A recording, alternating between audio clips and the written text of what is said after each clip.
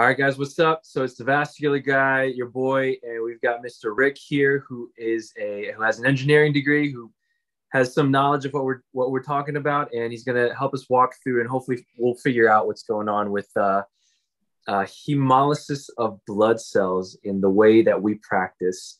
And so Rick, let me go over what the main issue is and what we're trying to figure out, and then let me know if there's any holes of information you need me to fill in. Okay. All right. So the basic problem right now is that no one knows, at least publicly, no one knows the best practice for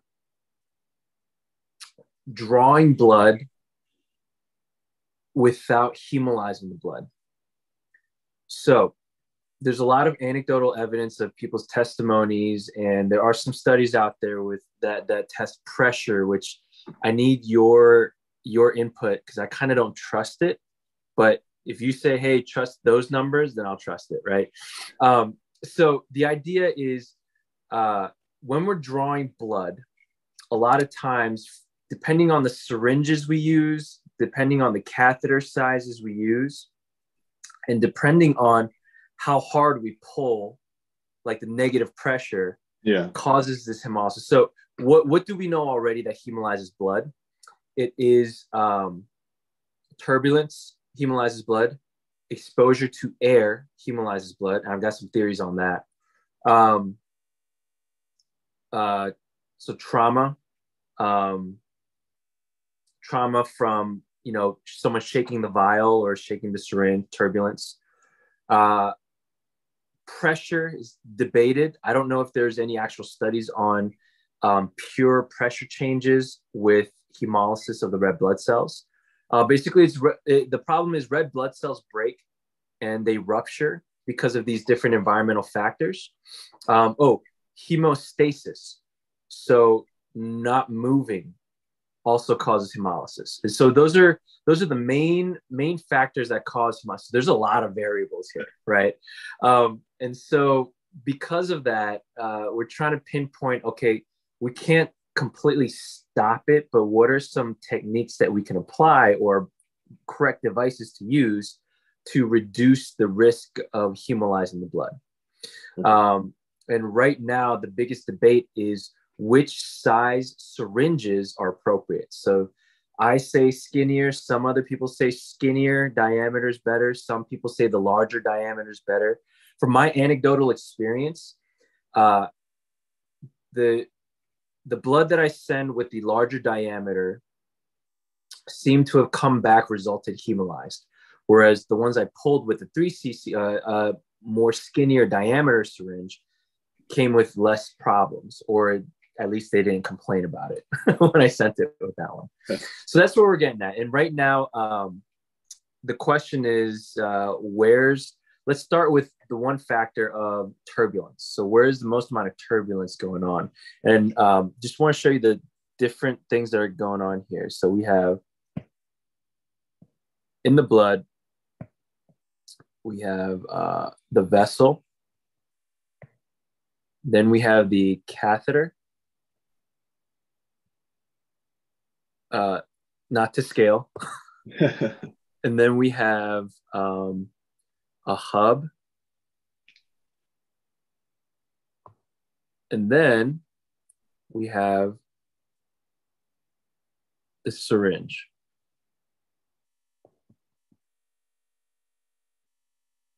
It's a plunger.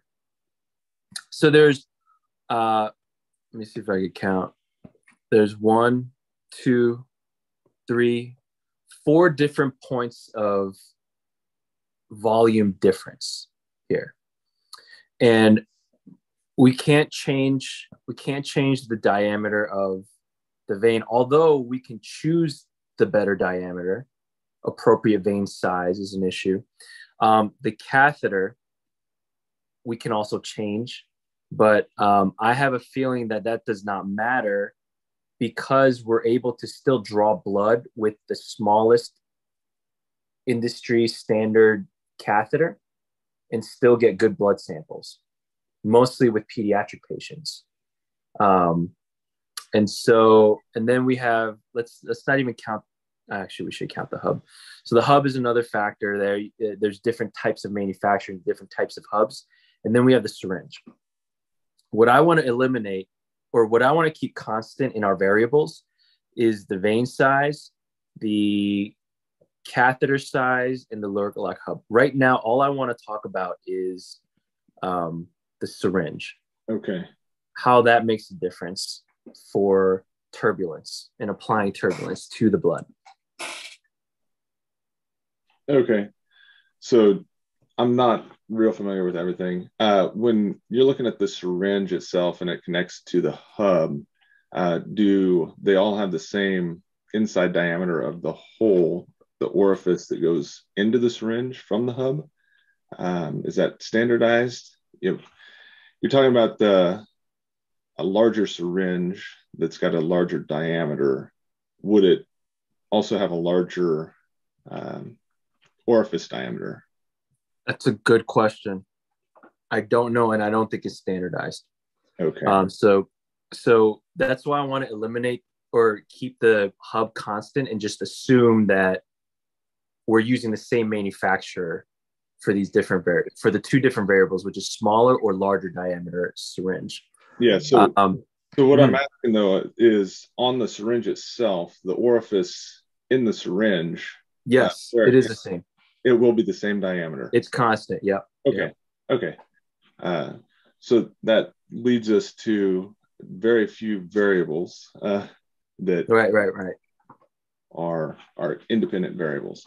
That would be your tube diameter, your syringe diameter, inside diameter, your length of pull, which is probably not really going to be the factor that we care about, and the amount of force that's applied, which is what will determine your resulting pressure. So you are saying that you have better results with the smaller diameter, correct?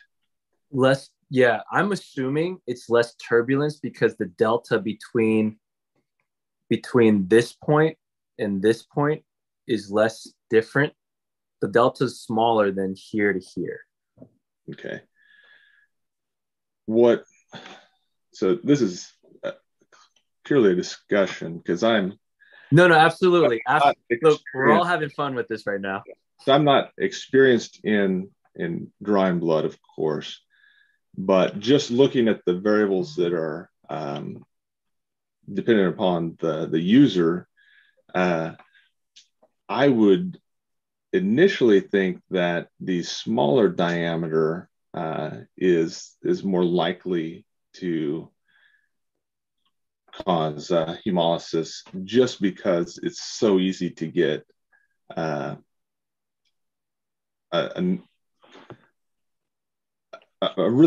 get a vacuum in there, because the smaller the diameter, the larger the multiplier of the force applied.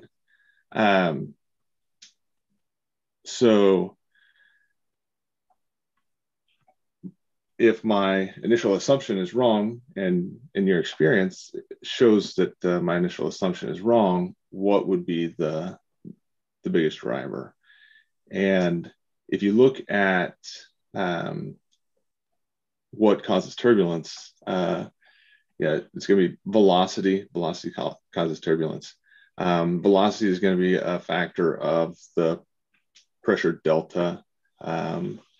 If, again, I was trying to determine whether that inside diameter of the orifice into the syringe was constant, assuming that it is,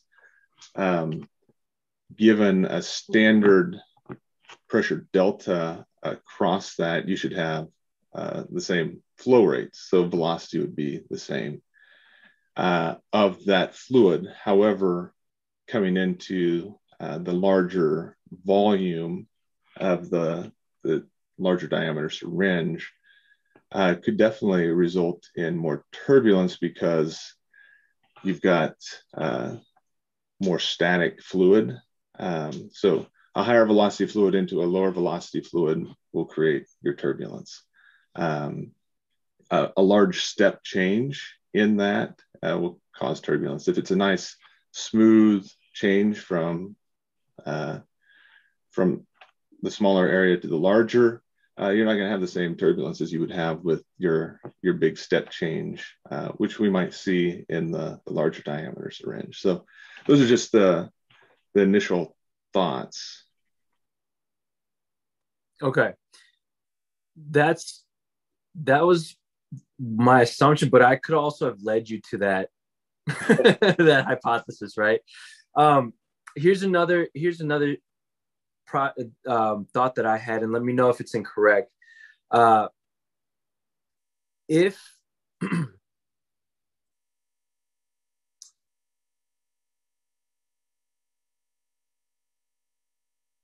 I'm assuming that the larger diameter syringe requires more effort, or it requires less effort to push more volume than the 3cc syringe. So I'd say you'd have to define effort. Okay. So you would have the same amount of work. Well, not necessarily, because you're looking at a fluid, but the smaller diameter, it's going to be a lot easier to put a higher pressure delta on it, just because it's a smaller area to distribute that load, that force on. But as far as drawing the same volume of blood, assuming a constant viscosity, which we can't, because this is a non-Newtonian fluid, which throws in a lot of other factors. But the smaller diameter syringe is going to make it a lot easier to create a vacuum, which I assume that a vacuum is going to cause hemolysis. It depends on the negative pressure. Vacuum itself does not, but there has been a correlation with higher negative pressure, which I assume may have to be more to do with turbulence from that negative pressure. So when I say negative pressure, those like lab tubes that they have that they draw blood with? Yeah. Those have a certain amount of negative pressure. Okay. Whatever the manufacturer decided this was the safest amount to decrease the amount of hemolysis, it still can cause hemolysis. And here's another fun variable, which may put the wrench in the entire wheel, making it impossible to figure out, is that not every red blood cell is created equal. So some are more fragile than others. Which is going to throw off a lot of these studies, right? So this is where like I'm looking at like the deep dive of considering every variable. It's like impossible to find the right answer, but I want to get as close as possible. You know what I mean? Yeah. And if I'm wrong, so my hypothesis is that there's more control in flow rate with the smaller volume and longer length than there is with a wider diameter or larger volume with the same amount of length. So I have more control on the rate with the smaller syringe, the skinnier syringe, than I do with the larger syringe. Yeah. And I can follow that for sure. And I would also guess that some individuals are more likely to cause hemolysis because they're less controlled in how they draw the syringe. So if we're looking for what actually causes it, well, clearly it's how fast you pull it. Okay. Yeah, so velocity. That is, well, the velocity of the pull. Okay.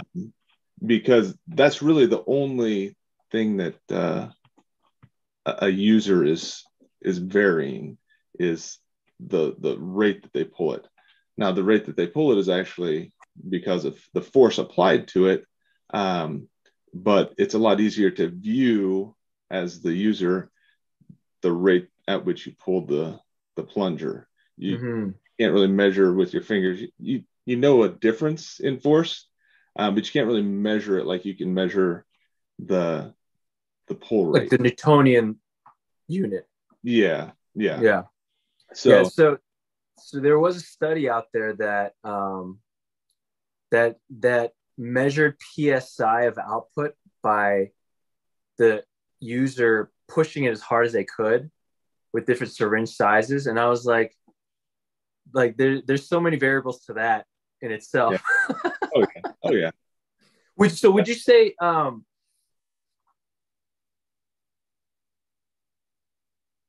I do agree that a smaller diameter syringe you can output for sure if you put as much force as you can, that it will create more pressure just because there's less volume. Yeah.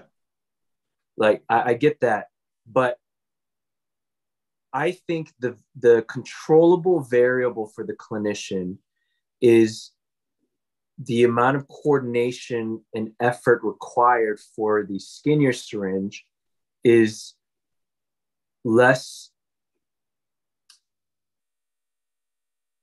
It takes less effort's the wrong word. I know what you're saying. I know what you're saying. It takes less concentration. It's a little easier to control going slower with that 3cc syringe than with the 10cc because there's such a volume difference that one centimeter movement of a 10cc diameter is much more volume flow rate than the 3cc syringe. So I would agree. And so if you want to use the term effort, and we define effort as both force and ability to control the speed at which you are drawn, we can definitely say that, I think. So it is turbulence. I don't even want to look up the formula for turbulence. So is turbulence, let me say this. Turbulence really is just what I would call chaotic flow.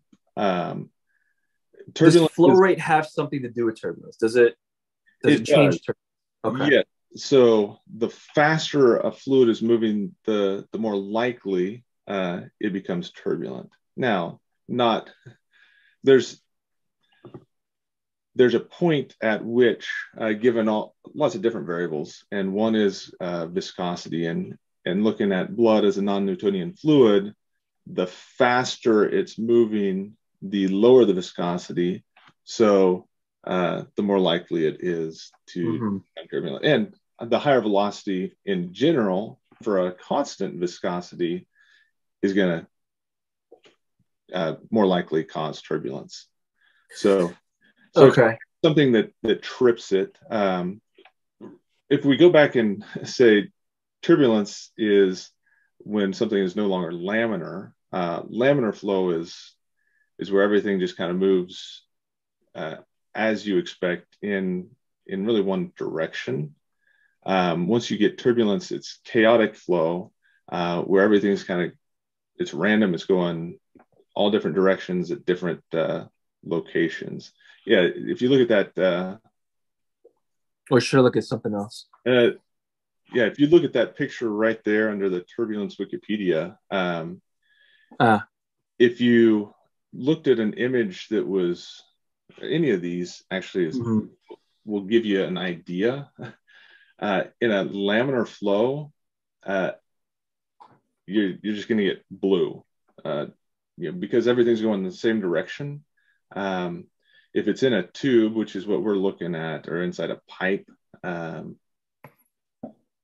you would have the velocity right next to the walls is going to be 0, and it's going to increase to a maximum at the center of the pipe.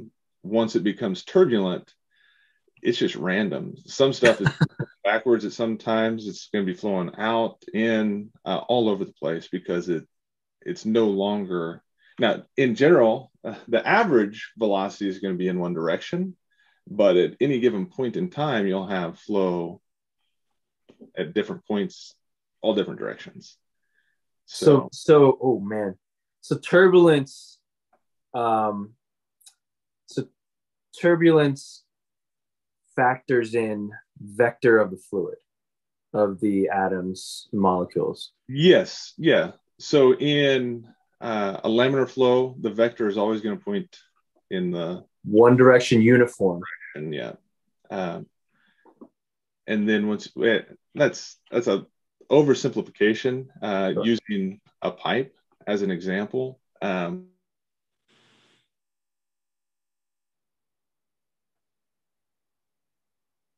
Sorry, you're freezing up a little bit.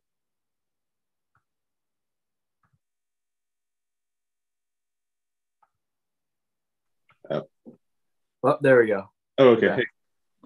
Oh, it says my internet connection is unstable. That's great. So once you get to the point where it's turbulent, given any molecule, red blood cell, at any given point in time, the vector may be pointing along the direction of the pipe, and it may be pointing straight out. It could be pointing backwards. So, okay. So using, I've seen videos of like pure laminar flow where it looks solid. It doesn't look like anything's moving. There's zero turbulence. So the fluid looks like an icicle or something that's sticking out. It really, from the viewpoint of an individual sitting in the side, it looks fairly static, because what we're used to seeing and what we kind of perceive as movement is that turbulence. And so with the lack of turbulence, the laminar flow fluid looks uniform all the way through until there's a force that stops it or slows it down. The velocity will not be uniform all the way through necessarily. And in a pipe, it will not be, because at the walls, it's not moving. It's a zero. Right. So if we're looking at air, of course, if you ever see air, then I'm sorry. But what we sense in air, I guess, is this large volume of fluid that's moving without noticing the boundaries. So going back to this image. Okay. Oh my God, there we go. So we have a larger volume. Is there something? So I was also assuming the direction of this model, whether it goes this way or this way, it's going to determine increased turbulence or decreased turbulence. So I think there's less turbulence going there's less turbulence going this way. And I'm assuming there's more turbulence going from a smaller diameter source space to a larger space. Is that correct, or is that faulty thinking? Or is there more to that than just there is a little bit that, but really where you're going to see the turbulence is on the exit. Like right here? Yes. Okay. On the other side of it. Because you're going. Oh, you mean here? Yeah, your velocity inside the syringe, then when you are compressing it, is very small. It's once it is exiting once it's exiting that volume is where you are going to have a resultant higher velocity. Interesting. Okay. When we're going this way, when the fluid's moving this direction. Yeah. Okay. Higher velocity then is a contributor to turbulence. Okay. So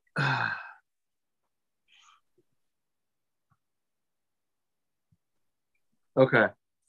So now let's going back to turbulence. Being able to control the flow rate, having more control over the flow rate.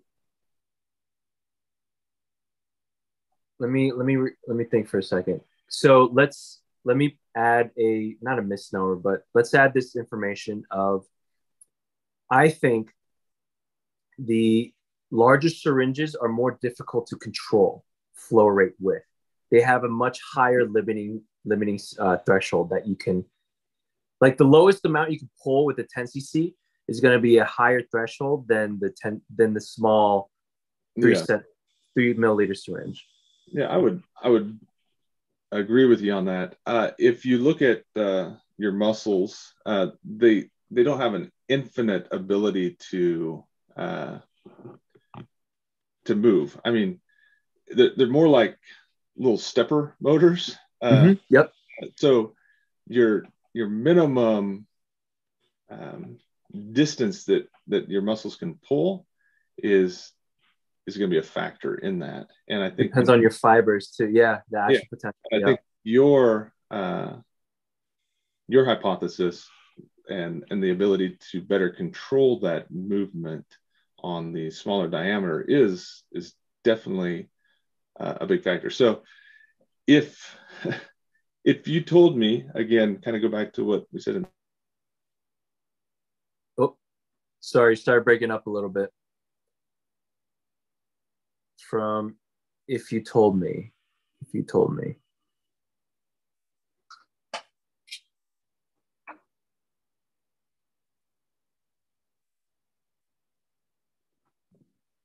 Sorry, I lost your visual. too easily. Oh, there we go. Hold on. Yeah. Sorry, you froze for a little bit. You Okay. Last I heard was if you told me. Okay. So if you told me that the smaller diameter syringe is more likely to result in hemolysis, then I would say it's probably a result of getting too easily getting that large pressure delta or the getting a vacuum in effect. That isn't what you're telling me. The larger diameter is more likely to result in hemolysis. In which case, I would agree with your position that, or your hypothesis, that it is likely due to the user's ability to control the draw rate and the resulting flow rate and the resulting velocity, or potentially controlling the absence of a vacuum.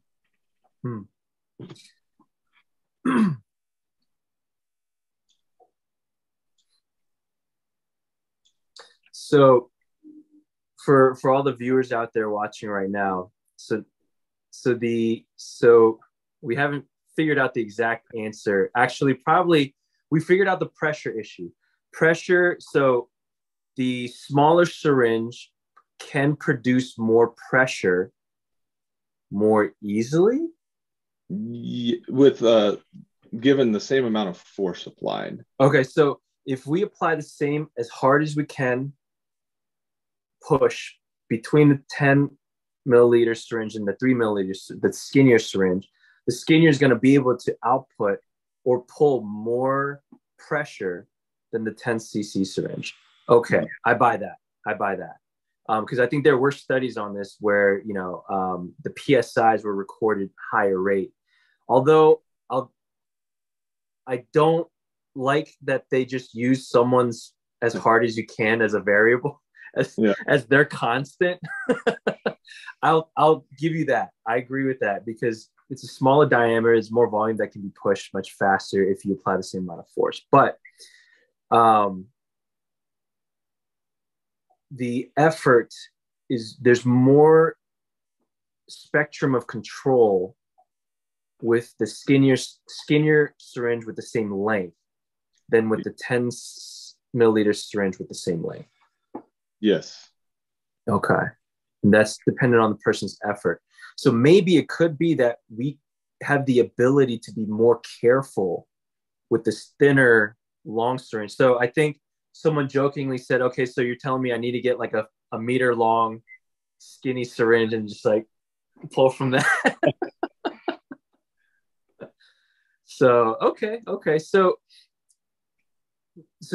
I think the conclusion is that the turbulence and the amount of turbulence that we apply with whatever effort, whatever syringe we use, That turbulence is probably causing the hemolysis, and we can increase turbulence. It's easier to cause more turbulence with the 10 milliliter. That's the wrong way to say it too.